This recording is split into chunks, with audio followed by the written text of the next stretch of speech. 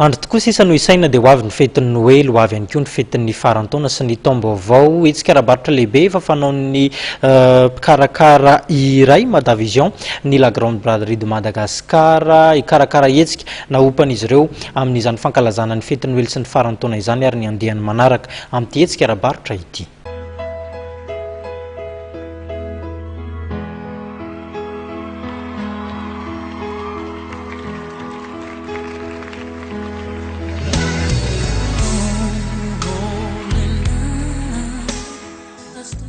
Karazana chocolat maro manana endrika mifandraika amin'ny fetin'ny Krismasy.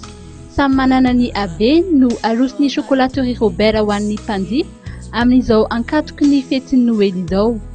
Androany 10 Desambra no nisokatra ny fivarotana ireo vokatra ireo. 20 mahereo ny karazany, manomboka amin'ny vidiny £10 hatramin'ny £900. Efa misokatra androany zany ny fivarotana ny article de Noël zany. Ny article de Noël sont des sujets de Noël zany sabon, bottes, Père Noël sy ny karazany. Tsy ny chocolat ihany fa ny mofomamy ihany koa dia afantarana ny chocolaterie Robert. Ny vokatra manokana ho an'ny fetin'ny Noël moa dia tsy inona akory fa ny bûche de Noël.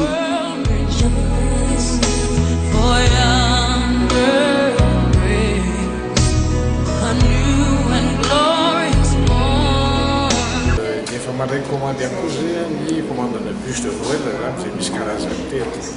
Bûche aux 3 chocolats, bûche aux 3 chocolats gingembre, bûche aux 3 chocolats fruits de saison. Ny bûche de Noël moa dia roa alina ariary ny ho an'ny olona enina. Ankoatry ny bûche de Noël dia efa misy eto amin'ny chocolaterie Robert ihany koa ny galette des rois. Ireo chocolat efa nafantarana ny chocolaterie Robert mazava ho azy dia hita manerana ireo toeram-pivarotan'ny chocolaterie Robert. Raha ny fantatra dia isokatra tsy ho ela ihany koa ny salon de thé eny Antaninarenina.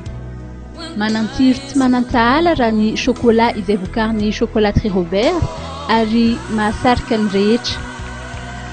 Tsy ny vokatra ihany fa ny tolotra sy ny toerana fandraisana ihany koa dia mahafa-po an'ireo mpanjifan'ny chocolaterie Robert. Raha tsy aivina dia cacao vokatra eto Madagasikara no ampiasaina anamboarana ny chocolat Robert. Tsy misy ny graisse végétale fa beurre de cacao pur no ampiasaina. Na ny eto an-toerana na ny any ivelany dia mankafy ny vokatra avokoa. Nisy mihitsy ny amboara izay azon'ny chocolaterie Robert raha tsy laza afa-tsy ny Chocolate Award 2014 farany teo. Mamaly hatrany etaetan'ny mpanjifa ny chocolaterie Robert izay mirary fety sambatra ho anao sahady.